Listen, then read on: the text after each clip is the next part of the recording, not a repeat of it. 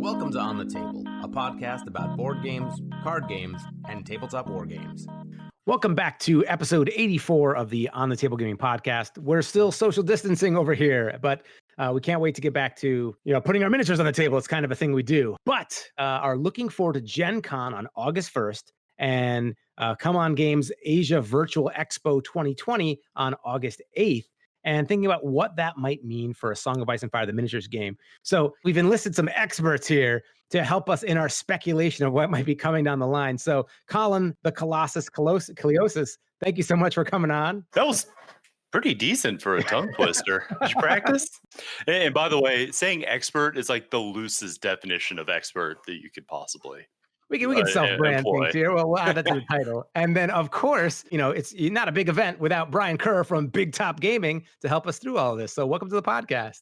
Yep. Thanks for having me and setting the bar low enough to get me on here. Oh, what? Oh, my gosh. So, well, let's go to the trip down memory lane sort of here. So last year at GenCon, there was a limited number of Baratheon starter sets shipped at Cool Mini or Not's personal expense to be made available for attendees. You may remember that debacle. And oh yeah, we got to see the full contents of the box revealed at that time.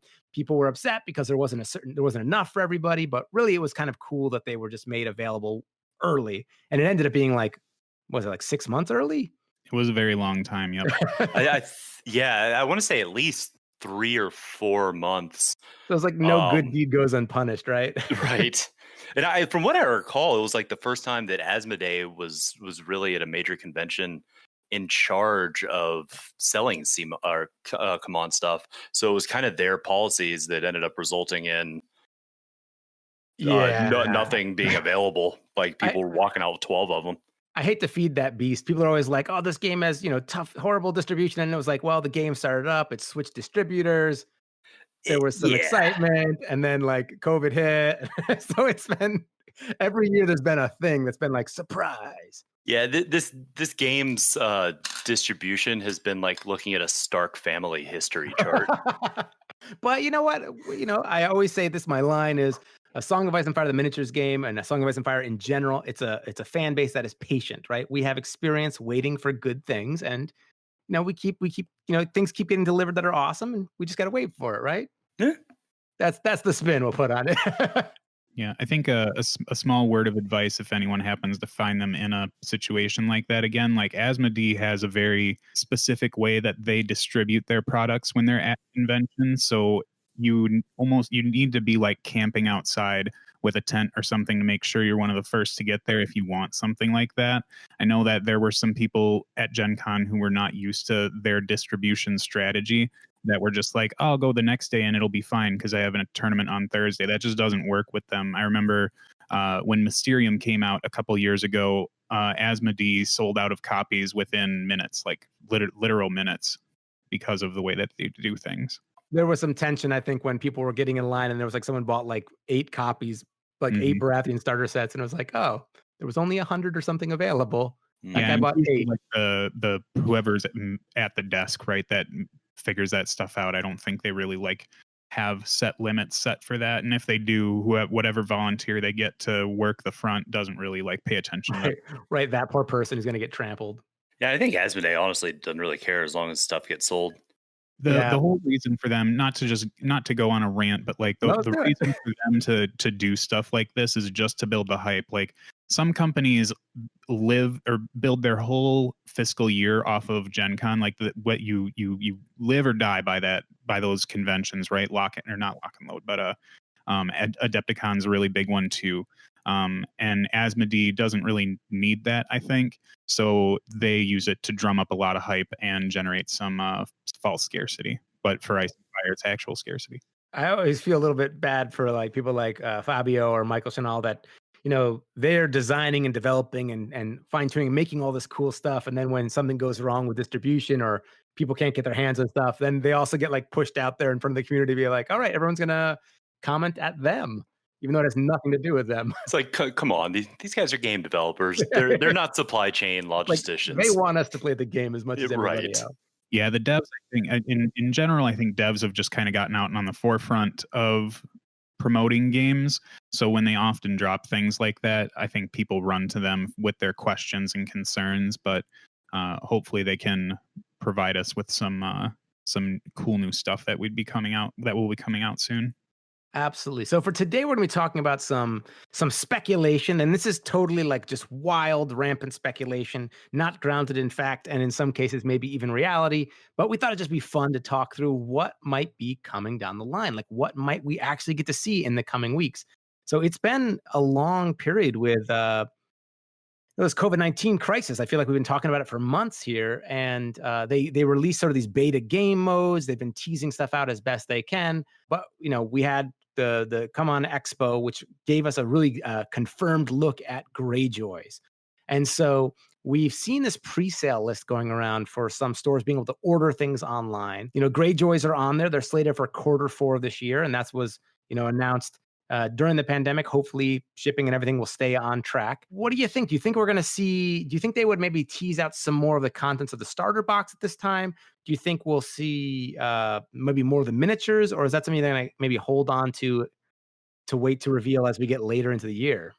I could see the release of, or like a teaser of perhaps a few of the commanders, some commander cards, maybe a portion of the tactics deck, and then maybe one unit that has a very like Greyjoy specific mechanic, perhaps.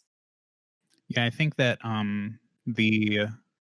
from my opinion, I guess, is that I think that Cool Mini or Not's going to try and slow roll a lot of these releases. I think we're kind of seeing it already with the Unsullied Swordsman, Rose Knights, and R'hllor Faithful.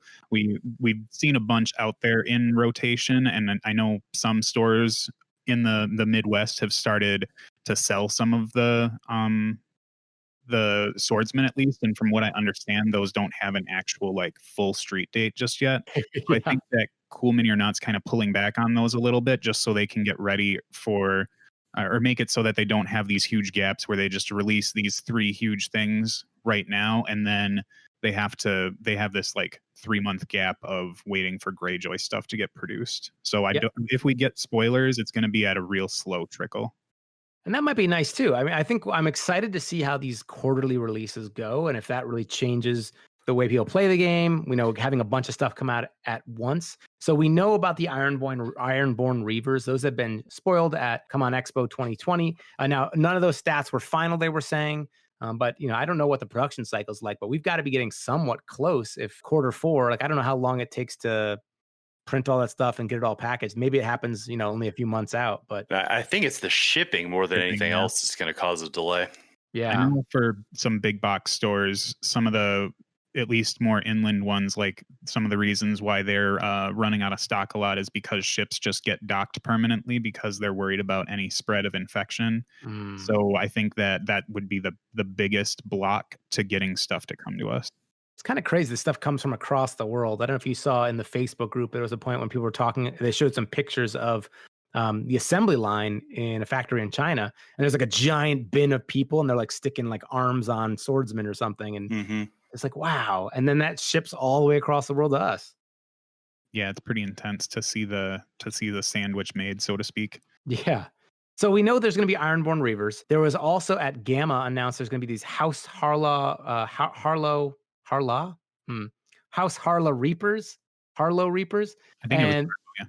And then we have this thing called the Ironborn Trappers that show up on the order form for some stores, along with Greyjoy's Hero 1. So I'm assuming then, do you think those 3 units are what comes in the starter set? Because at CMON Expo, they said, it was sort of this debatable, did they reveal it or not, that there would be Ironborn archers. And Fabio kind of said that and then was like, like, I don't know, kind of redacted it. And then Michael jumped in and then was like, you know what, I can 110% say there are archers in the box set. And like people were like, oh, is he like kind of, is this a misdirection? I'm kind of more in like maybe Fabio accidentally revealed something and then they just kind of patched it up there. I don't know if these 3 units might represent what's in the starter set, or if it's like the starter set is its own thing, and then we have these additional 2 units and the heroes that come out. I could see it going either way. I mean, it feels like what we used to get was a starter set and then 1 additional unit, at least on like a first release, and then they've gotten away with that with the last 2. It'd be nice to see that again. but it could also be that they're just planning to have the starter set and then the 3 units released as boxes and then release more later. Yeah, I think if you look at the history of how the releases for starters have gone in the past, the starter always contains 2 of what I think is more like brain space known as the core units, like your 2 scrubs. And then there's one other thing that's usually elite, and then one other thing that kind of drifts between the two categories, right?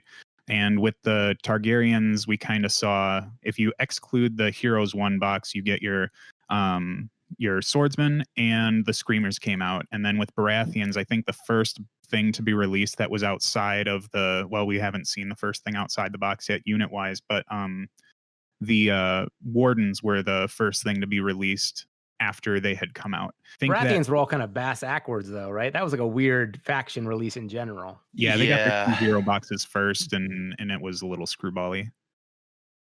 But I think for this Greyjoy starter, it's going to probably come with 2 of the base Greyjoy things, 2 elite things. Then there will be 1 standalone box that comes out that's from the starter box, and then maybe 2 or 3 or 2 other different choices that aren't in that starter, and then the Heroes 1.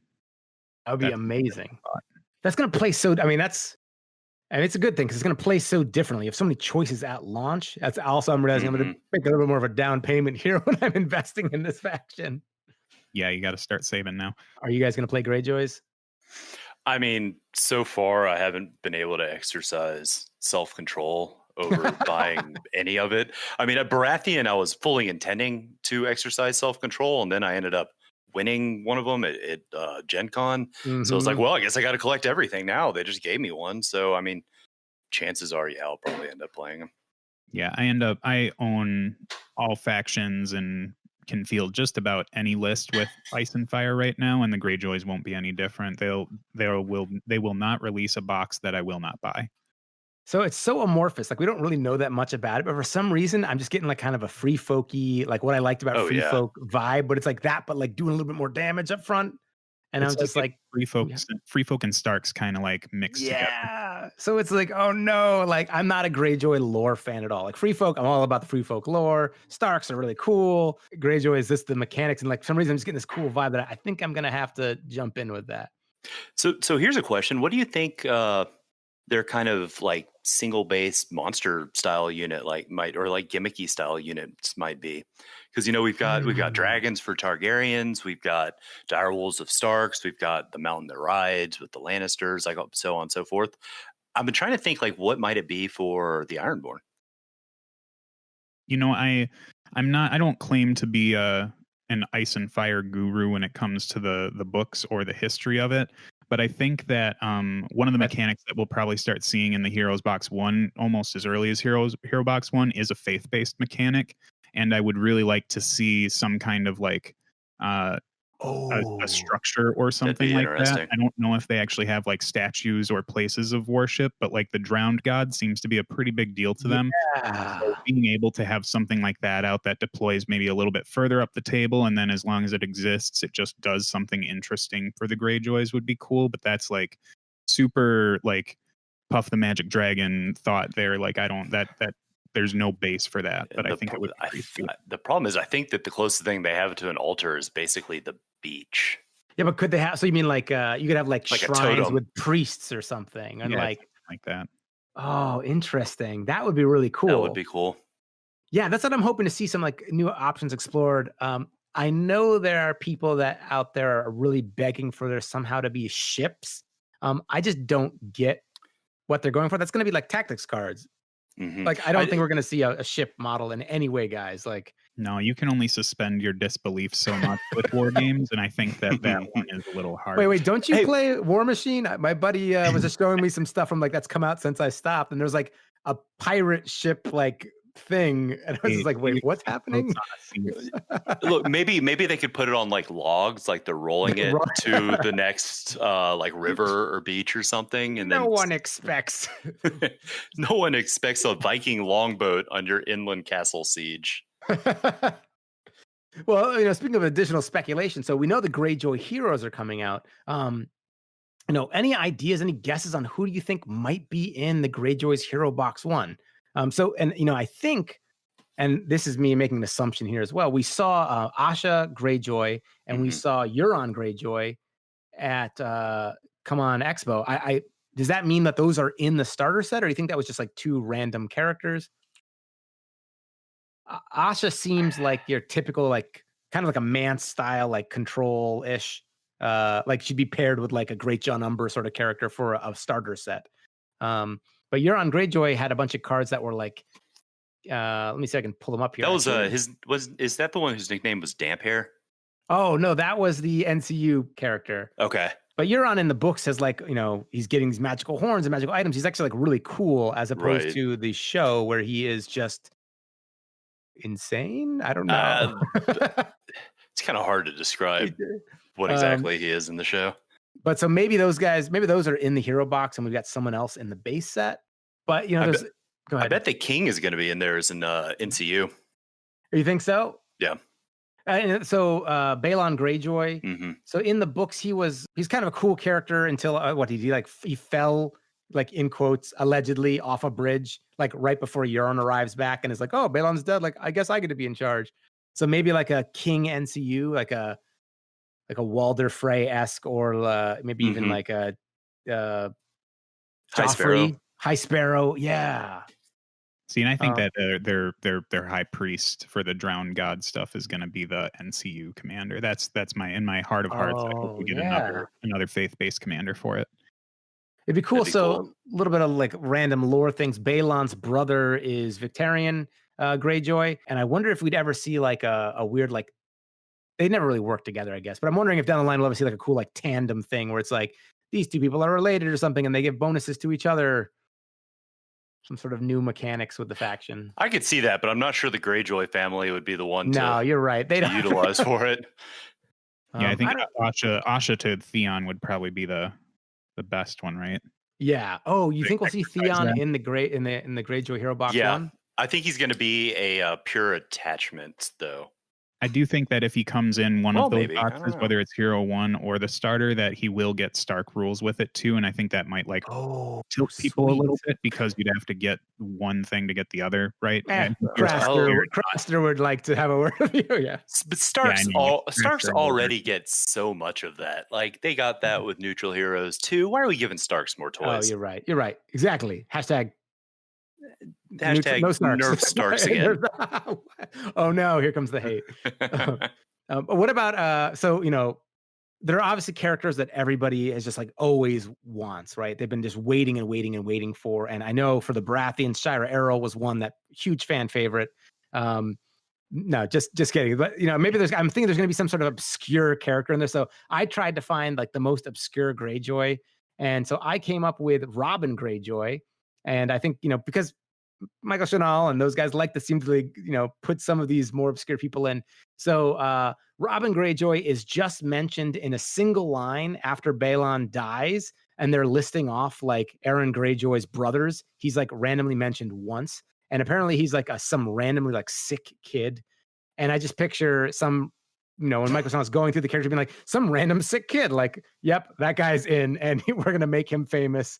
He's some NCU that's really good or something. So that's my pitch for that. Like, I almost wonder if Theon is not going to be in all of this and they're going to save him for like a Heroes Box 2. Well, and for the timeline, it makes sense that he would just come out in Starks instead. That's true.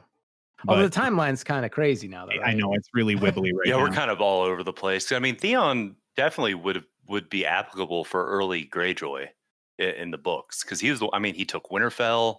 Well, so would he be like an archer then? Maybe I wonder because they do mention he's like a ranged commander, perhaps. Oh, interesting. Like that specializes in empowering ranged units.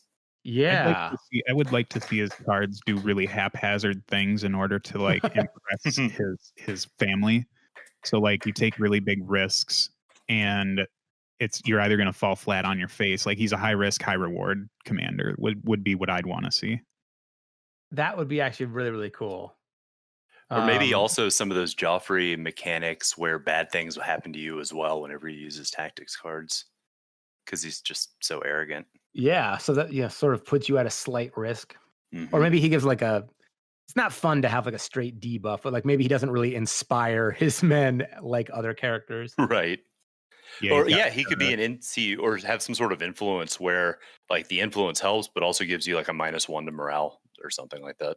Oof. yeah, I was thinking maybe he's like an on the table commander and has like a long range -1 morale bubble. Oh, damn! That would be pretty bad. That would hurt. I feel like -1 is always worse than -2 to me. Like a little, damage to your morale, because I always feel like -2. I'm like, I'm not going to pass this save. Like I'm in so much trouble. When -1, I'm like, maybe I'll make this. It's only -1.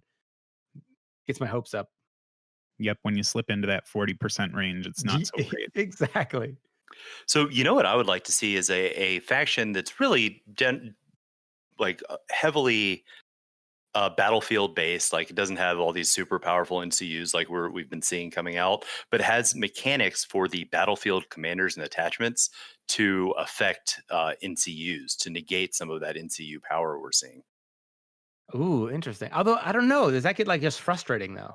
Like, how are you envisioning that? Like a Jock and Hagar being like I just killed your NCU. Like, So suck it. I see. I don't love that like just insta kill either. But something where it just reduces its effectiveness. Perhaps it can remove an influence rather than taking an action Hmm. for that unit for another unit, or can do that in conjunction with something else. But some mechanics similar to how you can utilize what's her face, red haired, nothing, Jon Snow, the Egret? free folk, Yep. Egret. Yep. Yeah, that'd be interesting. I know I this think sounds like an overpowered mechanic, but like I have this real big thought in my head about how Greyjoys are really going to really tilt the game experience a little bit because they don't really have the same roles in the world as the other factions do. And I would be really interested to see if they had a mechanic that was just evergreen for them, where if you're playing Greyjoys, you just completely X out one of the NCU zones. Because you Oh, figure like you're either fighting them in the Iron Islands or you're getting surprised by them. So like Hmm. some of the communications that you would need to send as an NCU or support that you'd need to send probably isn't going to get there as easily as it would otherwise. So like I said, I know that's a big like it would be crazy to see it happen, but I'd really like to see something like that reflected in there where it's just difficult to do those normal Westerosi things against a group like the Greyjoys since they're so haphazard and strange. I okay, like like that a lot. Like yeah. maybe at the beginning of every turn or at the beginning of the game, you have an attachment or an NCU that basically just says, "I'm shutting down this zone for this Yeah, just round block or the the zone game." turn, yeah. Especially the tactics zone, I could see them like with those mechanics that you just mentioned, heavily targeting the tactics zone to get rid of. Yeah, I don't know. Greyjoys scare me. I mean, I think just seeing that Reaver Captain with outflank, it's a NCU that lets you bring a unit on short range of any flank table edge, and then having Euron Greyjoy have Cunning Ploy, where you can choose to not activate a unit to make another unit activate. Like that's going to be nasty. This is going to be a really interesting faction to kind of wrap your head around because it is already so non-traditional. Hmm. I Yeah, I think they're think going to require a lot of finesse. yeah, Ice and Fire hasn't had like a true tricky faction just yet. I think that's another thing that's present in most war games out there is there's always at least one or two factions that are just like you got to be thinking on several different levels to work with them. And I used to think it was Free Folk, but I think that they're a little bit more ham-fisted these days. Yeah. But I think that Greyjoys could really have the maneuverability and the awkwardness of these like outflank maneuvers to really make you scratch your head when you play against them. It's going to be one of those ones I'm predicting that when you have like the demo tables and people sit down to play the first time, kind of like Targaryens and Baratheons, where they just like charge headlong in and get smashed. It's probably going to be a steeper learning curve. Oh yeah, for sure. So then we already know about Unsullied Pikemen and Dothraki Harakars. We don't know the points values. Maybe they would tease that out, but I'm thinking they might hold that information a little bit closer to their vest until it's time for those to release. And that leaves us with some of the big things, some of the big toys. So there's been mention of Free Folk War Mammoths. We saw that on one of the order sheets. And we do know from Gamma it being previewed and then the image of the actual dragon, we have monstrous units coming up. And, I wonder if we're going to get more information about what the mother of dragons has up her sleeves. What do you think for dragons? Do you think they're going to do like dragon as a base template, like a direwolf, where they all have the same stats and then maybe even the same effects? Or do you think they're going to be like unique dragons, each one with like their own ability? I, I think they're going to have the same base stats, but with a different unique ability for each. I'm also curious how much, like how the point values for these are going to work. Maybe you'll never get to take more than one. Right. Can you imagine having 3 dragons? Like, I mean, at least at the size, even of that sculpt that was shown at CMON Expo, like that's a pretty big dragon. Like that's gonna be a blast of paint. Mm-hmm. But that looks like it could eat a unit. Like, Yeah, I have some thoughts. Like the Mother of Dragons has been really like on my mind lately because I've been living in the Targaryen zone for a while, and one of my thoughts on her was that the dragons don't start on the table like normal units do. Like let's pretend this version of Daenerys is like the NCU commander version, because I do think that if they're going to make one box for her, they're probably going to make different versions of her, whether it's like she's an attachment or just a regular NCU or something. But I think as a commander NCU, she's going to have like not a replacement ability for the zones, but when she comes down on the zone, she puts in the dragon, one of the 3 that she chooses, and I do believe they're going to be quite unique. And then she can just place it anywhere, and then hopefully, well, I guess it could immediately activate after that happens. But I think that she's going to be able to like airdrop dragons in. that'd be amazing. As she sees fit, instead of having to deploy them and have them be on the table moving around and having to keep track of them. I'm kind of like almost nervous about it because I feel like no matter what they do, people are going to be unhappy because they're either going to be like, wow, these are too powerful. Like these dragons are crazy. Or they're going to be like, these aren't powerful enough. They should like one dragon should level an entire army. I anticipate a year or 2 of balance changes on those every few months once they're released. Do you think they'll have a flight keyword or something? Oh yeah, for sure. I think they'll be like cavalry where they can move first and then do their thing, but can move over units instead of like they'll always have like the. How is that going to work? Thing. Right, that'd be scary. I mean, it's already like, and the other even measuring wise, God, that's going to be a nightmare. It'll be intense, that's for sure. I just like still having a hard time wrapping my mind around Targaryens, and that like I'm assuming dragons are going to be expensive, and it's not like the Targaryen faction is like rolling in cheap units anyway. So maybe it'll be like you take like screamers and a dragon versus, because you can take 3 dragons and what? Like, hey, finally a use for Stormcrow mercenaries. Oh, there we go. Maybe that's gonna be just a mercenary army and be like, sorry, Unsullied, like you don't get to be with the dragons. Well, there is one release that I think might help the Targaryen players out. That's on this Cool Mini or Not distribution list, and that's the Freedmen. I'm pretty sure that's going to be a Poor Fellows-esque unit that goes into Targaryens just to give you cheap bodies. Like we might be seeing the like 4-point unit in this release, like a conscript or like chaff unit. Yeah, just something cheap that they can throw down that takes space. And I think that the rockers are going to be pretty cheap as well. So I think that's where the Targaryens I think are going to fall. It's going to take a while for them to get caught up to work because they do have all those pricey units right out in the beginning. But yeah, I think I don't know. I don't think dragons will be something you have to pay points for. I think she's just going to bring them. Oh, that'd be crazy. That'd be really good. Like and then 7-point NCU.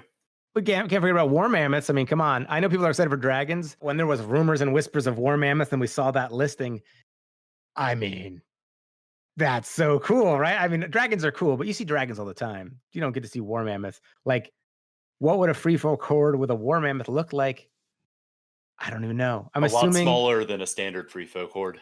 Yeah, I guess you're right. But you can still get a few miniatures on the table there. I'm assuming a siege base, right? Would that be reasonable? A siege base. And then basically like the ballistas. Is it like going to be like a battering ram where it's like if I charge you, you take like X, like a catapult's worth of damage? Like, just eat it. Nah. Yeah, I think. But God, do you think there'd be a random chance mechanic in there on how much damage you take, kind of similar to the catapults? I mean, I don't know. I just want to know if I run this war mammoth into a unit of Night's Watch vets, are they going to hit me back or am I going to crush them? I think it'd be cool if it had a mechanic to allow you to shift a unit off of an objective. Because that can be so hard for free folks sometimes. So like some sort of like a ramming mechanic or something like that, where it like shoves something off to the side and you can actually get one of your units on there. Although that would be, do you think the mechanics like that would work in this game? I'm just thinking like anything that would shift another unit things get so like congested already. I feel like that would introduce a lot of random You're gonna have to variables. be careful with it, like, and have some very precise rules around it that people are probably similar to the Dragons going to complain about for several months. But I think it makes sense, and I think it's something that the free folk can be lacking. Yeah, there's 4 things on my wish list for the War Mammoths. The first one is a ramming mechanic where they do push units, because I think that'd be sweet. The other one is a trampling mechanic, because War Mammoths should be able to trample over other things. Oh yeah. Another one is morale tests triggered on charges. Like they 100%, if you're getting charged by a War Mammoth, you should have to take a morale test at a penalty. Ooh, And I then wonder if Dragons will have something like that too. my very last one is that just hoping that they put giants on War Mammoths eventually. Otherwise, I know what Yes. for giants. These are all things. If anyone from Come On Games is listening, we want giants riding on mammoths. Although I guess if they give me a giant, if they give me a War Mammoth and I have giants, I can always put my own giants on my mammoth. Yeah, 100% they'll be or converted bears. to me. Or bears, yes. Oh man. The real question is, do you think giants, I guess they'd have like a saddle or something maybe? I don't know. No. Who in the Free Fork would actually construct something that could be like that? I guess the Then could do it, right? They've got civilization. Yeah. They're giant. They would just hop on there, grab onto some top of the hair and be like, go. I really hope they're impressive mammoths. Like I'm picturing like something relatively large. If it's like, the height of a unit, like little baby elephants or something, like that's the mammoth. Like, oh. Looks yeah, like they really herd need of wild boars. Size on these. Oh man. All right. And then we also know that there is a listing for Baratheon Kingsmen and Queensmen. I see 2 things. I automatically assume that these are going to be for, faction parity. Yep. Shared attention releases. Do you think these are like kind of in the style, like the Baratheons, like all bets are off from then. I wonder, are these units or are these some sort of like Hero Box 2, Kingsguard sort of thing? Because their Baratheon unit releases have just been all kind of undecipherable anyway. Baratheons are the wild card faction of this game. Like there's no telling. Yeah, I don't know. So I mean, I'm assuming something very hardy. The Baratheons are already pretty tanky units. I'm actually less excited for these than I am for the heavy cavalry, even though they're like not traditional cavalry. Like they're going to be kind of more get up there and get stuck in things. They're going to be like the old school flayed men. Yeah, basically. So if I recall, the Kingsmen are for sure a Stannis thing, and then the Queensmen, I would imagine, would just go to Renly then. Well, so that's what I'm kind of confused about, is because looking it up, because I don't really remember the Queensmen. They'd probably be Tyrell based. Yeah, that's where I'm getting at. Yeah. I don't think that. Technically, on a song, I was looking at a Song of Ice and Fire wiki. They're saying the Queensmen are members of Stannis Baratheon's court that have converted to the faith of R'hllor. Oh, okay. Then I guess that would make sense then, because the Kingsmen were the ones that they hold like the 7 and still sit on Stannis's court. So those are both double releases. But then we have there's Mounted Rose Knights that'll eventually come out too. The Knights of the Thorn, whatever it is. I bet the Kingsmen then will be, because Renly had that the Rainbow Guard that Brienne was a part of. Oh yeah, that would make more sense. Mm-hmm. Because also listed on that product, and we're going pretty heavy off this like one item that was released from stores for pre-ordering for the remainder of the year, and it is not scientific. Hey, we put the speculation disclaimer because up there. The other thing was these House Baratheon R'hllor or archers, and I'm assuming that's obviously R'hllor Faithful. That's going to be for Stannis as well. So it's like 3 possible Stannis things, no Renly things that we know of. Kingsguard's going to have to be Renly. Yeah, I bet. What would make something Faith archers though? Like how many ways can you do archers? Like we've got Stormcrows, we've got Stark Bowmen. Like Motivated by Coin was unexpected and appreciated. Like how do you make Faith archers? Well, I think for sure, since they utilize the fire thing a bunch, if you're getting shot with flaming arrows, that's probably quite scary as well. So they might be the unit that causes panic checks outside of or with range attacks. Panic tests on a stick is terrifying.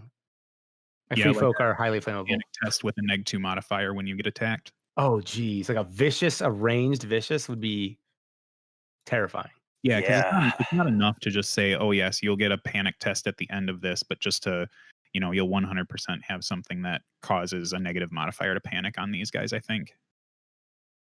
And Oh, then that's going to be we interesting. have all these attachment boxes, and we won't go into that now, but we know we're getting Lannister, Night's Watch, Starks. I don't know if there's anything talking about Baratheon. Oh, we saw the Lord of Dragonstone, so I'm assuming that's in like a Baratheon attachment box. We didn't see anything for neutrals, and so there is a listing for this thing called the Hedge Knights, and on the that release form, it's actually spelled Knights Night. I'm assuming they meant Hedge Knights of A Song of Ice and Fire lore. So maybe that's some sort of Knights for Hire, equivalent of the attachment box, or just like a new neutral release. I'm assuming because of, if you've read like the Hedge Knight and Dunk and Egg, and a lot of it's about being a knight, but it's a big part of that is mounted combat and events like that. I'm assuming it's a mounted cavalry unit for neutral. That may not be the case. I don't know. When you hear Hedge Knights, do you think like a ground unit or do you think mounted? I think mounted, but here's a question. So every single mercenary, this unit that's been released so far, or neutral, has been affiliated with a neutral faction. Right. What faction would the Hedge Knights be associated? Unless maybe we're getting like Beric and Dandarian or something like that. Ooh. I I just think see. there's a small chance, and this is the smallest of them, that the Hedge Knights could be a early tie into the Golden Company, because they do go. The Hedge Knights, like their sole function is to go where the money is. Like they don't Right. fight unless they're paid, and I feel like the Golden Company would be the place where like they might pick those up, unless the Hedge Knights are just I exist in the middle of nowhere neutral unit. The Golden Company is based out of Essos, That's though, true. and they don't have knights over in Essos. And I think to be a Hedge Knight, you still would have to be knighted at some point. Yeah, I think for the thing with the Hedge Knights though is I always view them as like the most true neutral.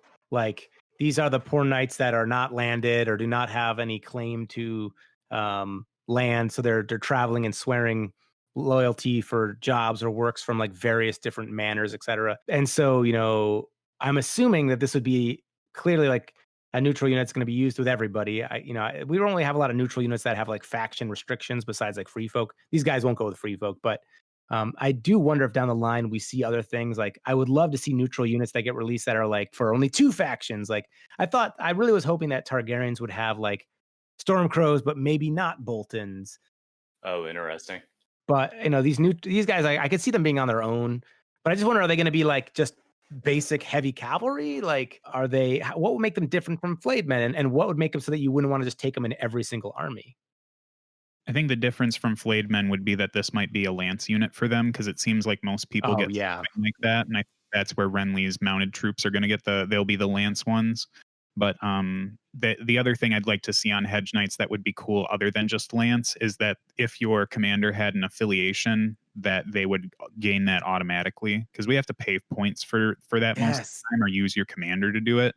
And it feels like it's something that definitely needs some attention to make some of these things a little bit better in neutral only lists. Yep. So just giving them auto affiliation with whatever your commander has would I like that idea a lot. Bonus. Gosh, there's so much stuff. There's so much room in this game still to grow, and so many cool units coming out in the future. I'm just really excited the way the game is developed. I mean, we're basically coming up on like the 2-year anniversary of when I got my copy of A Song of Ice and Fire, the miniatures game. I don't know, when did you guys get your sets? So I wasn't part of the Kickstarter, but I ended up buying a Kickstarter set off eBay pretty shortly after it was released. So I guess that'd be about 2 years. Is that right? Yeah, because I think I got mine in like August 1st-ish, but I know some people got theirs like in July. August sounds about right to me, for me. Maybe it was like August 8th. I don't know, but it was around then. And I just can't believe how much the game has grown already. Mm-hmm. And also how like young it is. Yeah, there's a lot of room ahead. But we don't even have like dragons yet. Like, that's amazing. Free folk don't even have the Hero Box 2. Night's Watch don't even have Heroes Box 2. I mean, they're not even at that tier of being a faction yet, which is crazy. Yeah, and it's nice to see that that there's still a large, even with the kind of release shenanigans, everything else like that, there's still a huge player base for the game and a lot of passion out there for it. Absolutely. And I think, it's a good sign the game's only going. There was like, sometimes in the early months when I was like, oh no, is this game going to make it? Like the first delay of like Night's Watch by like a few weeks. And then now it's just like, no, this game is like kicking butt, taking names. Yeah, I really feel like the game when it first like kind of got into that, I think it was before Targaryens released, people were kind of on the fence if it was going to run out of room to grow. But I think with the way they've already shown us how Cool Mini or Not wants to diversify these releases, like going so deep into already Greyjoy and Baratheon stuff like that goes super deep, that the Cool Mini or Not development team is going to look for more opportunities to branch things out. And if things keep going as well as they are for the game right now, I don't think it would be impossible to see some of those like wish list houses coming where you get like House Aaron gets their own thing. Yeah. Or I think if House Aaron came out, people would just lose it like immediately. Which I don't fully understand because I mean, it's like they never really did all that much. They got their Knights of the Vale and they're the spooky fog people. Like that's the thing. But it's always fun though to meet people that are like hardcore about like one specific like really niche thing where it's like I'm all about like the Howland Reeds and the Krennic Men, and it's like that's my thing, and it's like great, like there's room for that. Yeah. I don't know. So it'd be great to see, what's coming down the line. And I know they're going to have their organized play, which they kind of teased at Gamma. And obviously everything's on hold because we're not doing any tournaments or events. But, down the line, their app's going to have, stats, hopefully, and tracking of store locations and all sorts of cool stuff. So I'm excited to see what officially comes out for them. And, good times coming ahead. Brian, you got anything in the works for Song of Ice and Fire that people should be keeping an eye out for? Well, right now my ability to get Ice and Fire games is quite hindered, so I haven't been able to do the battle reports like I've wanted to. But I've really been throwing out a bunch of Theory Chamber stuff lately, and I believe Barristan Selmy is going to be the next commander that I look at for the Targaryens. Otherwise, there's some painting stuff coming down the line once I'm able to get that all cut and stitched together. Those painting videos that I do just take a really long time to manifest, so they're a slog, but they're good. Yeah, they'll be coming soon for sure. Because like when it comes to Ice and Fire stuff, I don't paint it to the highest standard in the universe, but I get it looking good quick, and that's kind of what I shoot for with those. But I think once Barristan Selmy is under the belt, I think I'm going to go back and revisit some of the earlier commanders that I've talked about, but maybe things have shifted a little bit. We're going to be looking into some Lannister stuff, and then I believe in the next couple weeks we'll get the first battle report post pandemic inception, I guess. Oh, that's amazing. So that'll be all coming to Big Top Gaming soon. Sweet. So if you make sure you check out Big Top Gaming on Facebook, obviously, but on your YouTube channel, we want to make sure you like, subscribe, and you want to, as they say, hit that bell so you get notified when he's got these cool things coming out. Colin, I know you've been working like a madman. Have you had any time to do any hobbying, painting, other games, like just some stuff to decompress? I've been painting. I've been spending honestly a lot of time because I'm fairly new to this hobby. So there's a lot of skills that maybe other people have that I still kind of working on. So I've been spending a lot of my decompression time just working on getting better with making terrain, trying out new techniques, and then doing a lot of learning on like wet blending and stuff like that. Just trying to up my my painting game just a little bit. Oh man, that's awesome. Yeah, there's so much to learn. I've had some time playing in the hobby, but I just feel like skill wise, I'm always finding something new. I'm like, oh man, like I don't know how to do that, or like that's so cool. How did they do that? Yeah, I think I've been painting for maybe at least painting miniatures for 9 years, 10 years, something like that now. And I'm still finding new and interesting techniques to diversify my toolkit. I think just recently I picked up a bunch of enamel washes and oils and started messing with those. So like there's limitless possibilities when it comes to working with miniatures. Absolutely. I'm excited to get back soon. Hopefully things will clear up so I can get some games in. I'm going to have a fully painted Targaryen starter set and Heroes box that, I completely painted up before I even got to use them. So it'll be, or not use them. I guess I played the starter set, but it'll be nice to have a full army painted in like one set go, like in one like full sitting. So I still feel everyone who paints all Cav Targaryen list should get a medal or something, because I just do not like painting cavalry models. It is so tedious. I'm with you. I don't know what it is about them, but like, God, it just takes forever. I painted 2 Targaryen units, then I was like, I'm gonna take a break for this, and now the double whammy though of the horses, which I always find a little bit challenging, and then like so much skin. Like it's like, does it have to be those 2 things? Like, oh my god. Although at least the nice thing with the skin is that you're not having to worry about a million different buckles and layers. Yeah, that's true. It's like cutthroats still give me PTSD. Oh no, about all those little buckles. Well, we'll start to wrap things up. Thank you guys so much for coming on. And I can't wait for things to start picking up. If you guys have been listening to the podcast, I know things have been a little bit slow these past few months. It's been challenging times, but as things are starting to kind of crest and fall here, we're excited to be hopefully getting some more news and coverage out to you. And Kolin and Brian, thanks so much for coming on. It's always a pleasure to talk to you guys. I hope we get to do this again soon. Absolutely. Thanks for having me. Yep, likewise. And in the meantime, I hope you get your miniatures on the table.